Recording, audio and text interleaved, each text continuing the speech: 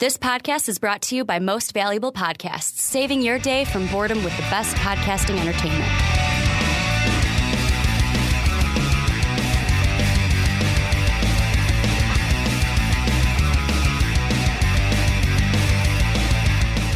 What's up, nerds? Ricky Widmer here, and welcome into another edition of a graphic conversation right here on MVP Nerd. I am diving into the best and hopefully not the worst in graphic novels, and in this case, in mangas, because today we are reading, we're discussing Fullmetal Alchemist, Volume 1. Volume 1, 2, and 3 are all in this, but we are just looking at Volume 1 today. Before we get into everything, a little bit of housekeeping. Number one, check out the Discord in the description, greatest community in the universe, the MVP Discord. Number two, if you want to get next episode that we're doing in 2 weeks, you can watch that right now on our Patreon page. Just become a Patreon supporter, and you can watch this as well as the next episode of a graphic conversation right now on the Patreon page. Also hit that like and sub button, and also comment down below with what you like. Did you read it? Did you like it? Did you not like it? Anything that we're going to talk about today, let me know what you guys think down below. Also, for my comic ears out there, not comic ears, but my comic readers out there, I hope your pull lists are great today. We're recording these, so I record these obviously beforehand, but I'm posting these on Wednesday. One thing I didn't say in the inaugural reboot episode is why I'm posting them on Wednesdays. I chose Wednesdays because of that's pull day. Everyone's got their pull list. Everyone's going to the comic shop. They're getting their comics for that week. They're reading them. I hope your pull list this week was great and you enjoy everything on it. So with that being said, Fullmetal Alchemist. Who's the writer? Who's the artist? What I'm usually going to get into. This is one for both. And this is unique because usually we have a writer and an artist. No, this is, and I hope I'm saying this right. Hiromu Arakawa.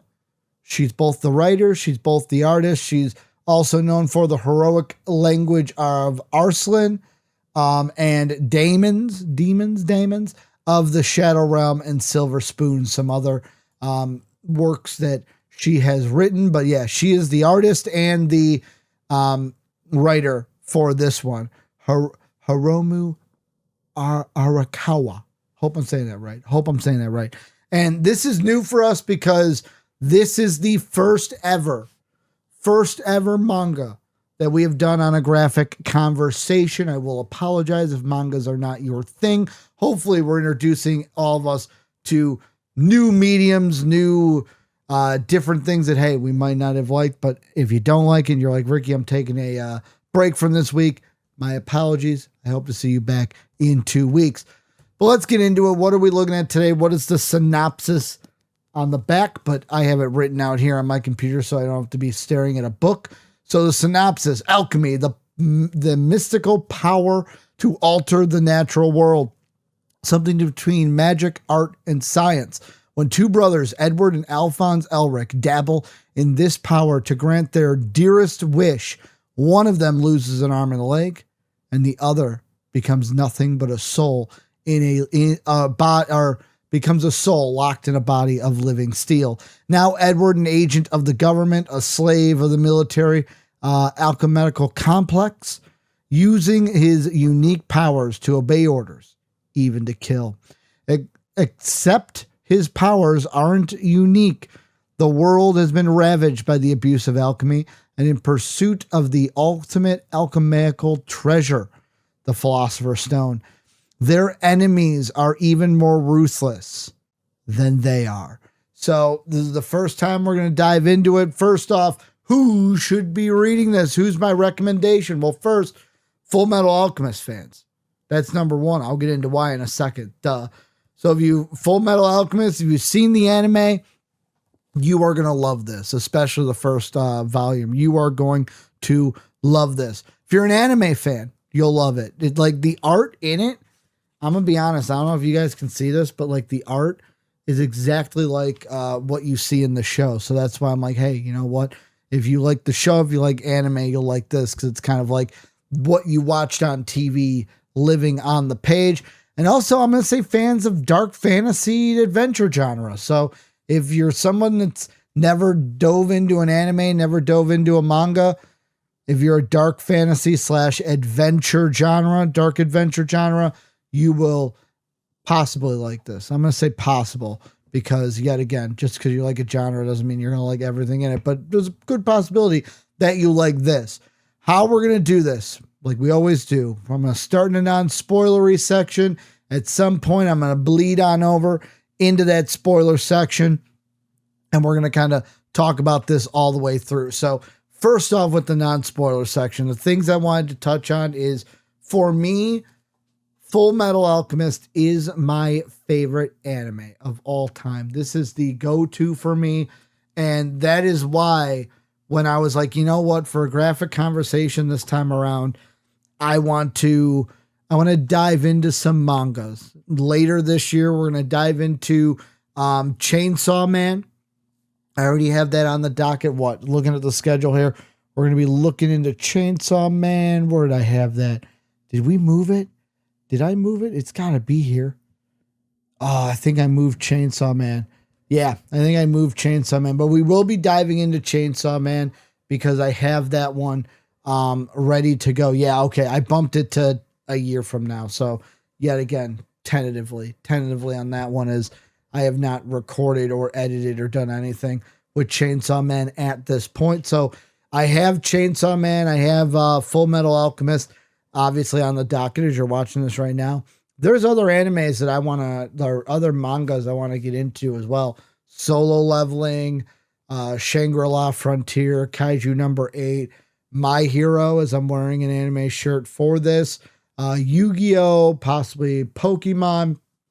So like there are other mangas that I want to dive into. I wanted to introduce them here, kind of get them on the docket as well. But yeah, I mean, Fullmetal Alchemist is my jam. It is my favorite anime. I love the characters. One of my favorite characters of all time is in this manga, in this anime, Roy Mustang. One of my faves. Like when we finally got to him in this, I was like, yes, give me more Roy Mustang.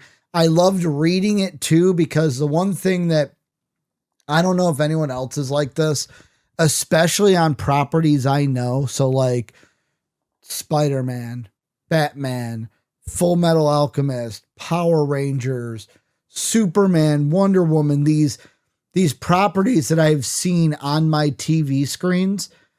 I remember talking to my girlfriend about this, where it was like, cause she's a big reader, but she reads like, you know, the like romance, the murder romance books. And it's like, she reads more the novel side of things, where I'm the nerd and I read comics and graphic novels. And I asked her, I'm like, is it weird that like I can't read a graphic novel, or it's very hard for me to read a graphic novel and not read it out loud? And the reason that is especially if it's a property I know, I'm reading it out loud because I'm trying to do the voices just like I've seen in the show.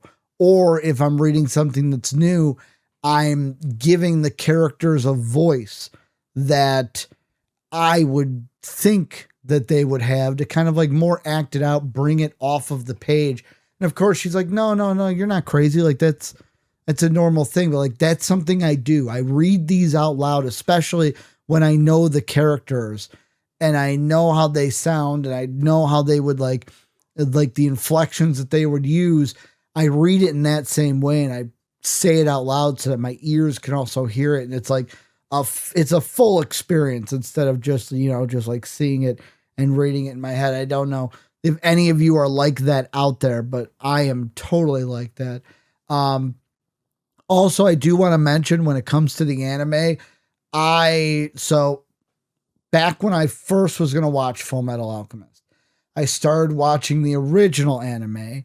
Then Dave, shout out Dave, was like, no, you should watch Fullmetal Alchemist Brotherhood, because I guess they did the original anime, then they did Brotherhood. Brotherhood was like the same thing, but it eliminated filler, it expanded on different stories, and it's like known as like the better of the two. I should say better of the two, more talked about than the two. So like, I just want to put that out there so that like you guys know as a basis, that is the version that I am used to. I am used to Fullmetal Alchemist Brotherhood, not the original. I think I watched the original up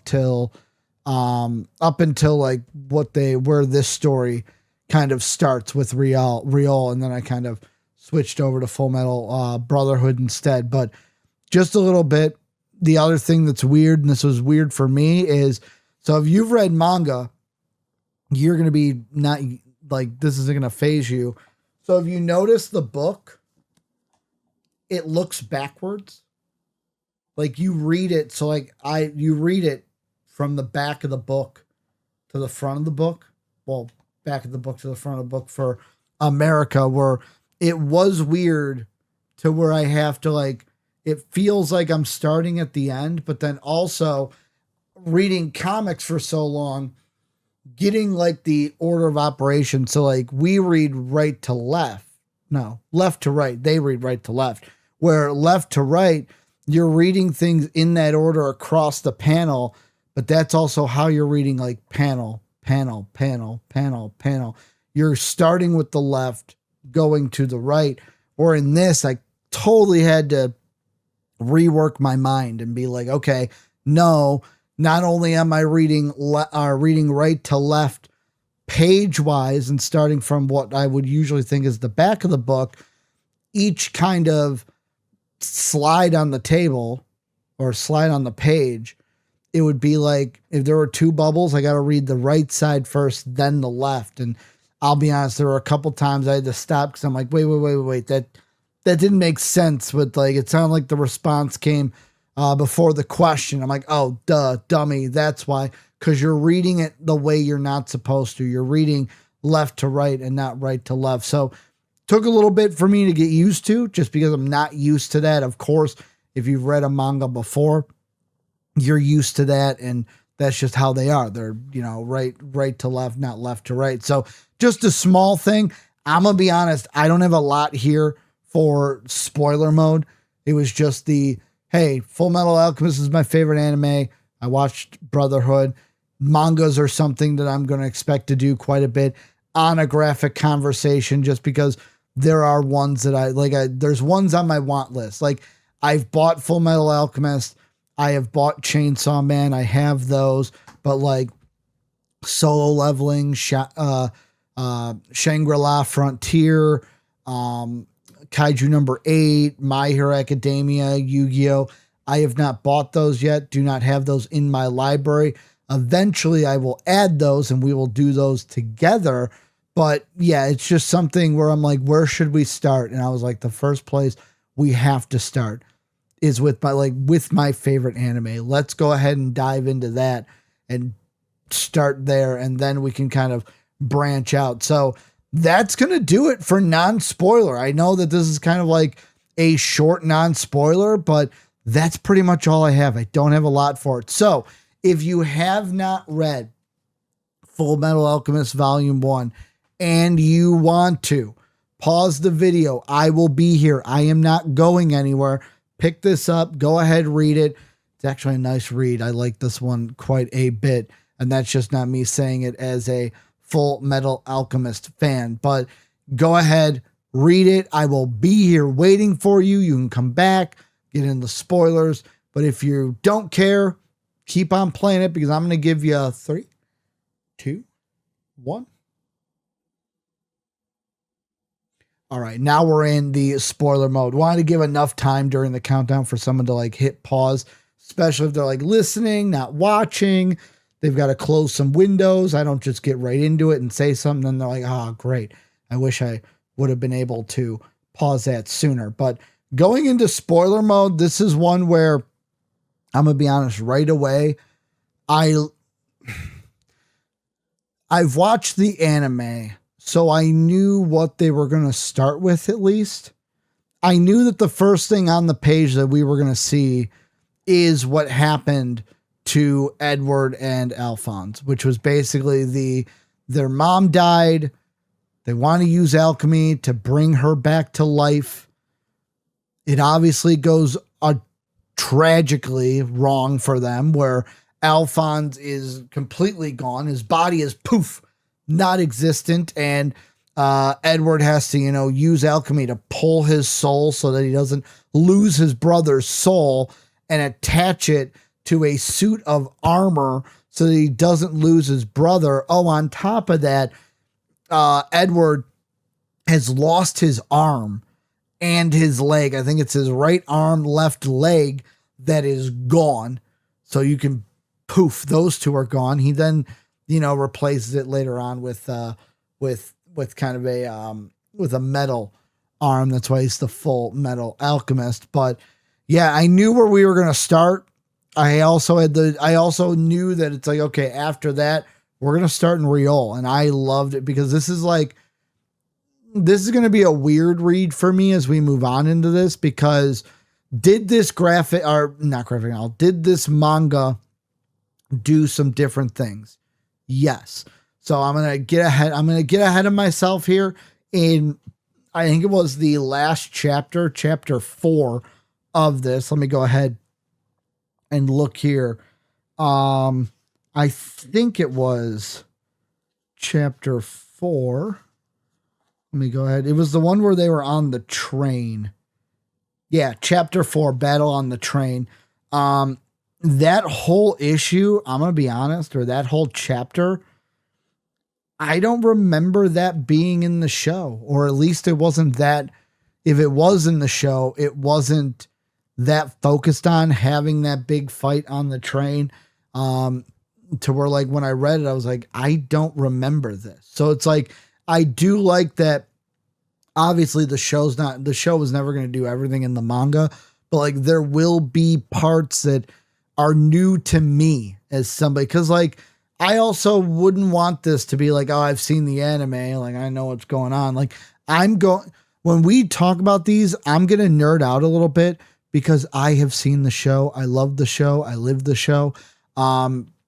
This is one of those live the show. Like I can live an anime. But it's a show that I love a lot and I rewatch a lot. I haven't just seen it one time. I've seen it many times. Sometimes when I'm just bored, I'm like, oh, let's throw on some Fullmetal Alchemist. What's my favorite episodes? What one do I want to dive into? So like, it's a show that I am super familiar with. So it's nice to have things where it's like, okay, this is something that's new. It's either expanded upon. It's either something that, they glossed over in the show because they didn't think it was important for them and the story that they were telling, but it's something that I can enjoy here. So like there were things in that nature. Like I said, chapter 4 that I loved, even chapter 3 in a sense of like, I remember the story of them being in the mining city and, the whole like military guy that was kind of like, kind of gypping them and basically screwing them over. And then Alphonse, getting him back and helping out the people. It was basically like a thing of like, see, we're not all us, alchemists in the military are not bad people. We're not just dogs in the military. Some of us are actually good and want to see the best for people. But the main thing of this, yet again, it's one of my, not even just favorite anime, but the favorite stories in the anime, is everything revolving around the city of Riol.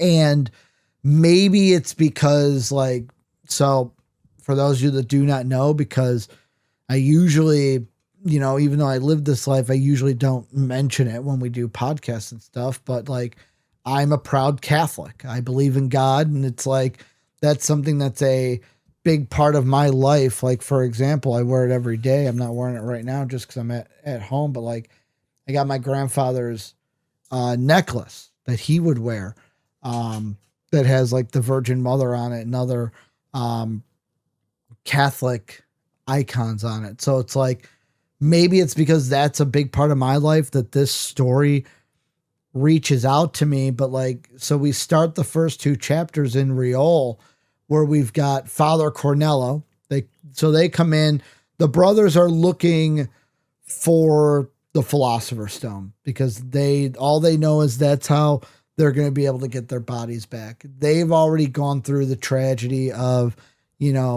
what the cost is for trying to play God, where they tried to bring back human life and it didn't work out. And also the whole, like we learned from the very beginning, that little bit of like them trying to do that, of what Fullmetal Alchemist means by equivalent exchange, of like for everything you want to make, there has to be something given up for that. So we automatically see, okay, this is the rule of alchemy. This is how alchemy is going to work in this world. But also the side of like, hey, if you try to play God, bad things are going to happen to you. It is just like, because some things just can't be done. You cannot bring back, and this one they say it right away, you cannot bring back life. You cannot bring back life, because how are you going to bring back a life where the part of this kind of manga, and I want to read it, even though it's a little bit lengthy. I do want to mention it. There was so it was when Rose was talking to Edward, and Edward starts out by saying, sheesh, how can you honestly believe these things? Do you really believe that if you pray to God, the dead will come back to life? Rose says, yes, I do. Edward kind of just goes like and you just hear water, 35 liters, carbon 20 kilograms, pneumonia, 4 liters, lime, 1.5 kilograms, phosphorus, 800 grams, salt, 250 grams, saltpeter, 100 grams, sulfur, 80 grams, fluoride, 7.5 grams, iron, 5 grams, silicone, 3 grams, and 15 other elements in small quantities. And Edward goes, that's the total chemical makeup of an average body. Modern science knows all of this, but there has never been a single example of successful human transmutation. He goes, it's like there's a missing ingredient. Scientists have been trying to find it for hundreds of years, pouring tons of money into research, and to this day, they don't have a theory. They say science is a lost cause, but I think it's better than sitting around praying and waiting for something to happen. He goes, for that matter, the elements found in a human being is all junk that you can buy in any market on a child's allowance. Humans are pretty cheaply made. You then get Rose that's like, she's yelling, people are not objects. That's an insult to the creator. God will punish you for saying those things. Edward laughs, goes, alchemists are scientists. We don't believe in unproven concepts like God, puts God in quotes. Says we strive to uncover the principles of creation in the matter of this world to pursue truth. It's ironic that we scientists who don't believe in God are in sense the closest thing to him. He goes, what pride? And she goes, what pride? Are you saying you are God's equal? He goes, well, it's like that myth about the hero. He made wings out of wax so he could fly, but when he got too close to the sun, to God, the wax melted and he crashed down to earth. She, confused, has a question mark, like, huh? What? And then the next page shows Father Cornello and everything that he's doing. So it's like right there, that little like back and forth like spoke to me, because it's like we've got two sides of the table, and like it's like me personally as the reader, not in their world, in our world, I side with Rose but only in the like faith part of it. I believe in God. I believe like put your faith in God, good things will come. I also believe, God has a plan for all of us. Like whether we like it or not, we don't know what our plan, like what's in store for us in life, but only he knows, and he's got a plan for us. Now, the part where I differ from Rose is she believes in Father Cornello 100% that, hey, if I put my faith in God, he will bring my husband, my boyfriend back to me. He will bring the love of my life back to me. That's where we differ, because I know, once you're dead, you're dead. There's no bringing you back. But Rose has put her faith completely in what we know as a reader is the lie by Father Cornello. Father Cornello has sold her on this, like, hey, put your faith in me, put your faith in what I'm saying to you, and I will be able to bring him back. Father Cornello, in a sense of it, is just a glorified cult leader here, because he's selling the promise to Rose, getting her hooked. Hey, put your faith in me, put your faith in God, and I, through him, will bring back the love of your life. You'll be with him again. I'll bring him back. When Father Cornello knows he can't do that. And also, because he has a philosopher's stone, the only way he's doing these alchemies that look like miracles is because with a philosopher's stone, and this is yet again, Edward and Alphonse don't know this yet, because they're even confused of like, how is he able to do that? Like, to do alchemy, you need equivalent exchange. They're thinking of it more scientist based. Plus, Edward in this already, like, he mentions to Rose that he's agnostic. So like that's even mentioned out, like, hey, I'm agnostic. So right away they have two different ways of thinking, and Rose has put her faith in Father Cornello and not in this sense. I'm going to say God, but in this sense, like their God and our God are, I want to say, two different things. It's never really explained if they're like the same exact thing. It's just God. So like she's put her faith more in Father Cornello without even realizing it, with the like mask of like, hey, God's doing it, but hey, I'm the one that can do it. So that's Rose's fault. And like the thing with Edward, that kind of, it's yet again, these, like, all characters are going to have character flaws, right? Like nobody's a perfect character, and like you don't want someone to be a perfect character. Like, for example, in Star Wars, the biggest complaint people had with the 7, 8, and 9 is that Rey was like a Mary Sue. Like, we have a term for that. Like, we have a term for that. When somebody's too perfect, we have a term that's a like negative connotation. We want characters to be flawed. Rose is flawed because she's putting her faith in Father Cornello to do something that he knows he can't do. He's playing on her vulnerability. Edward's flaw, and we're going to see this more as it goes on, and I only know this because it's the same in the anime, of his flaw is he is very alchemaic. And when I say that, he is very like, this is what it is. There are rules. If you don't like it, tough shit kind of a thing. Where the example I'll bring up is later on. So after the Elric brothers expose Father Cornello, there's Rose is just sitting there on her knees, and she says, this must be some mistake. I mean, they told me that he would come back to life. Edward goes, give it up, Rose. It could never have.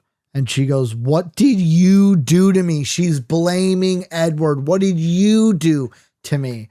Not taking accountability for like her faith. It's no, it's not my fault. It's your fault. What did you do to me? You're the one that made it to where I didn't get what they said what they promised me. She goes, what do I do? What am I supposed to believe in now? Her belief system is poof, gone. Kind of already showing, okay, the only reason you believed in God was because of, hey, if I believe, it means this. It means it goes to, hey, if I believe, I'll get what I want. Where Edward goes, she goes, are you going to tell me? Well, are you? And Edward just goes, you need to figure that out on your own. He then elaborates and goes, stand up and walk. Keep going forward. At least you have strong legs to take you there. And then it just ends with Rose on her knees looking up like this, tears running down her face. And like, the thing I like about that is, number one, Edward, it shows a flaw. I'm going to say flaw for Edward of like, usually out of the two brothers, the one that's going to show more compassion as we read through these is Alphonse. Alphonse is going to show way more compassion than Edward. Edward is not a very compassionate person. He is somebody that is very much, these are the rules. This is what it is. Like, oh, if you don't like something, tough shit, because, you know, everything happens for a reason. Like, he's already said it. He's already told us when he's like, I'm agnostic. That's his way of thinking of like, hey, there's no higher power that's going to come down and save you. Life is life. This is it. Like, this is just what's going to happen. Life is life. This is what happened. Plus he's an alchemist. So he's fully more into the alchemy side of things than not. Rose, we see her character flaw right away to where it's like, not only did she have faith in Father Cornello, and this, I feel like, even as me as a Catholic, like pulling out like this meaning from it, this is what it struck me as, to where it's like when she's like, what did you do to me? They said this was gonna, like, they said they were gonna bring it back. Like, what did you do to me? Blah, blah, blah. Like, I believed. What do I believe in now? And that is the problem. And like, I feel like, yet again, if you believe in God out there, even if you don't, like, I feel like the thing that I pull out of it because I'm Catholic is you cannot have the mindset. If you're going to believe in God, you cannot have the mindset of like, I am believing in you. And this is a business partnership, or, hey, I believe in you. That means you have to do good for me. In this sense, she was, I'm going to believe in you through Father Cornello. I'm going to believe in you. You have to bring back the love of my life. That's how this deal works. That is not how it works. You believe without expecting anything back, with just having the faith that, like, for us in real life, it's, you know, I have the faith in God because I know God's going to lead me to where I should be. It's not a thing of like, hey, I want to be here. I want this YouTube channel to be super successful. And I want to, you know, have millions of subscribers. So, you know what? I'm going to believe in you. You got to get me that. You got to do that. That's not how it works. And that's where Rose falls short, where it's like, hey, that you got to believe, have faith. Don't have faith because, hey, I'm going to expect you to do this for me. So like, I like the character flaws. Like the first two chapters are like, it hits, maybe it's just me, but it hits hard. We see right away the tragedy of the brothers where like they lose so much trying to gain back something. And then like, that's also like Edward speaking from experience here, where it's like, it's almost kind of ironic that he's like, only you can do that, because like he knows what it's like to be there. And he knows what it's like to be there in Rose's shoes. But yet again, every person is different.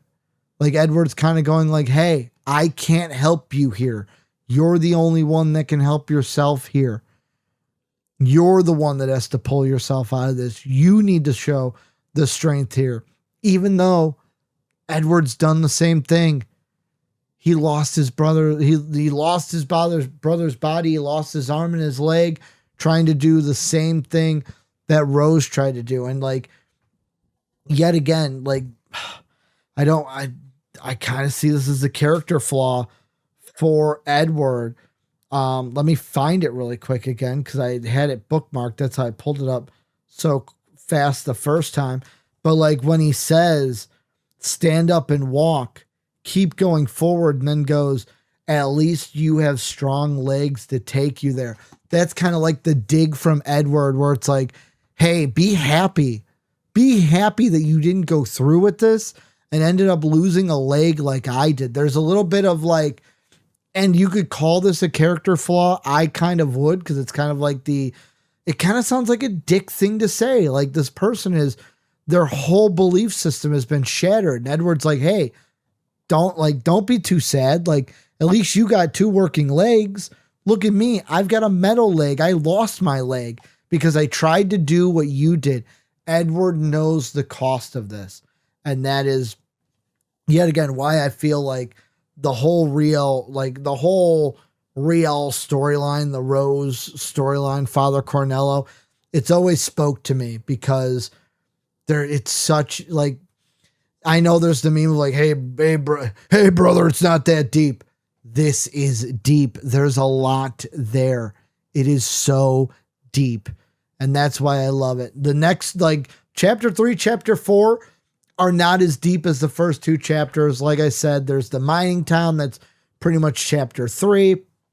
Kind of the point of the thing there is just to kind of show that, hey, there are going to be people outside that don't like the brothers because they are alchemists of the military and are dogs of the military, that like alchemists are just going to be looked down upon.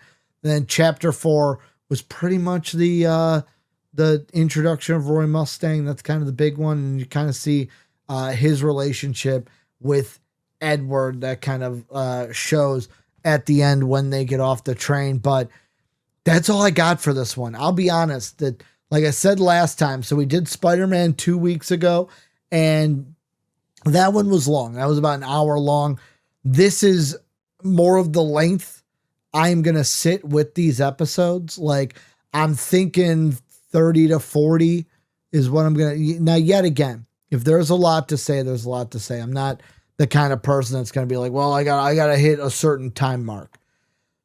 I'm going to let these flow. Of course, obviously, this is my second episode being back with the graphic conversation. So, like, before it was 2 people having a conversation, me and Mark, or Mark and I for our grammar police out there. This is a lot different. This is just me talking to you. It's more of a one-on-one conversation, except I can't hear the other reply while I am recording. So it is very different. So in that sense, like, I have an idea of what I want to do, but there might be some that are only 20 minutes. There might be some that's a half hour, 40. We might have gone for an hour like we did with Spider-Man, but that's going to do it for this one. Before I do the whole post-show stuff, we got to talk about a rating on this one. This is one where I'm going to be honest. You might think of this rating and go, Ricky, you're inflating a little bit here, but I love this story. This is one of my favorite stories within Fullmetal Alchemist. I love Fullmetal Alchemist. On top of that, I'm giving this a 4 out of 5. It's not a perfect, like, oh my God, you have to read this volume, but it's like, this story sticks with me. This story sticks with me. And it's one of those where it's like, when I read it, I haven't, like I said, I watched the anime sometime. I haven't watched the anime in quite a bit recently because I've been doing other things. And when the Rose stuff happened, a tear might have strolled down my face. Like, this manga, I expect, is going to move me because the show moved me. I'm going to say grain of salt. Some of these ratings with Full Metal might be inflated. I'm going to try to keep them as honest as possible, like not giving a 5 when it doesn't deserve a 5 kind of a thing. But I mean, you might be like, okay, let me take it with a grain of salt for like a 3.5, might be a 3. But for me, I'm saying 4. My reasoning being, I love the real storyline. I love these characters. I loved what I love these characters, their flaws, their what they bring to the table. So that's going to do it for us. Next week, we are reading Go Go Power Rangers, one that I am very, very, very excited to read. It is a different adaptation of the Power Rangers, and the synopsis for it is Ryan Parrott, Star Trek, Saban's Power Rangers Aftershock, and Russ Manning Award winner Dan Mora, Klaus and WWE, present a look at the Mighty Morphin story from the perspective of the teenagers with attitude. Jason, Kim, Trini, Zach, and Billy, days after they first became Power Rangers. Fighting evil is hard, but surviving high school may be even harder. Welcome to real life in Angel Grove. So in 2 weeks, we are going to be diving into that. That's going to be August 19th. I will say this right now. If you want to check that episode out right now, Patreon, support us on Patreon, only $5 a month. You can get these episodes 2 weeks early.